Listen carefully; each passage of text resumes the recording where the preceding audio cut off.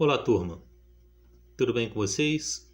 Vamos agora à parte 3 das nossas questões aqui do quarto bimestre para o primeiro ano. Revisão para quem está no segundo e para o primeiro ano, uma visão geral do que vai ser feito durante o ano. A última explicação que eu dei, eu tinha falado para vocês dos tipos de ligação, lembram disso? De polo permanente e de polo induzido. Agora eu vou falar uma classificação rápida do que seria uma ponte de hidrogênio, e eu vou usar esse lado aqui. No material de vocês é falado sobre a ponte de hidrogênio. O que seria uma ponte de hidrogênio? A ponte de hidrogênio é uma ligação que o hidrogênio vai fazer com o flúor, o oxigênio e o nitrogênio. A gente chama de FON aqui para lembrar. Então, flúor, oxigênio, nitrogênio. No caso, gente, a ligação entre eles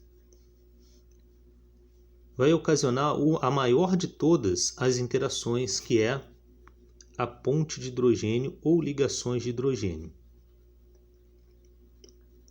Fala-se ponte porque lembra uma ponte na hora da ligação. Vou mostrar um exemplo para vocês. Nós temos a ligação do hidrogênio com oxigênio aqui. Depois a gente vai estender esse assunto.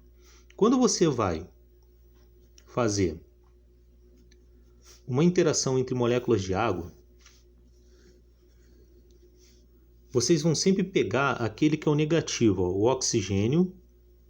Ele vai interagir com o hidrogênio. Essa interação que a gente chama de uma ponte de hidrogênio. É uma ligação que o hidrogênio vai fazer com o oxigênio nesse caso. Poderia ter sido com flúor, poderia ser também com nitrogênio.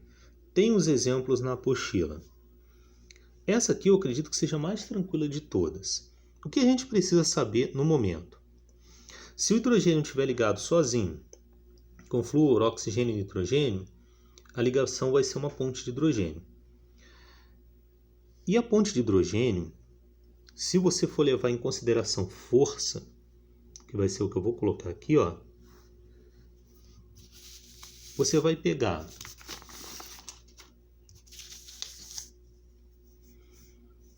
a ponte ou ligação de hidrogênio,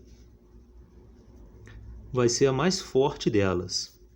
Então, olha o sinal aqui de maior. Depois, a gente vai para aquela que é o dipolo permanente. E como eu já falei para vocês, também pode ser chamado de polo-dipolo, tá? Vou botar dessa forma para ficar mais simples. E depois, a gente vai falar do dipolo induzido. Pessoal, lembra daquela questão que eu cheguei a fazer do bromo? Aquela questão, ela trazia exatamente o que a gente estava falando sobre a parte de fusão e ebulição, por exemplo. Quando ele fala que ele tem elevado ponto de fusão e ebulição, está errado, porque na verdade, como eu já havia dito, é um dipolo induzido. E o dipolo induzido é a mais fraca das três.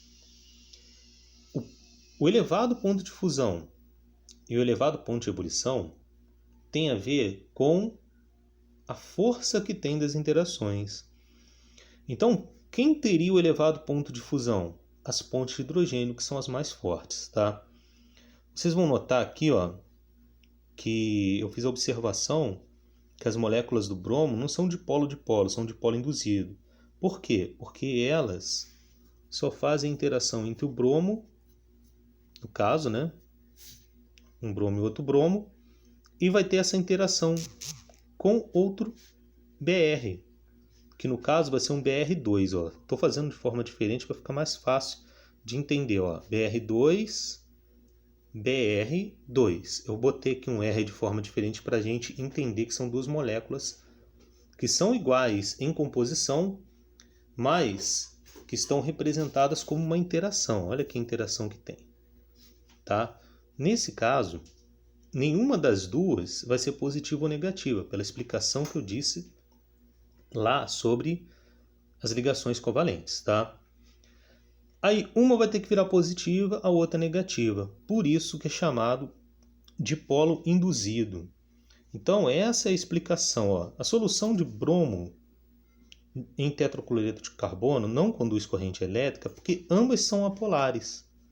Tá? Isso aqui eu não vou falar agora, mas por exemplo, essa molécula é apolar. Ah, por quê? Porque faz ligação covalente e cada um dos lados vai puxar igual.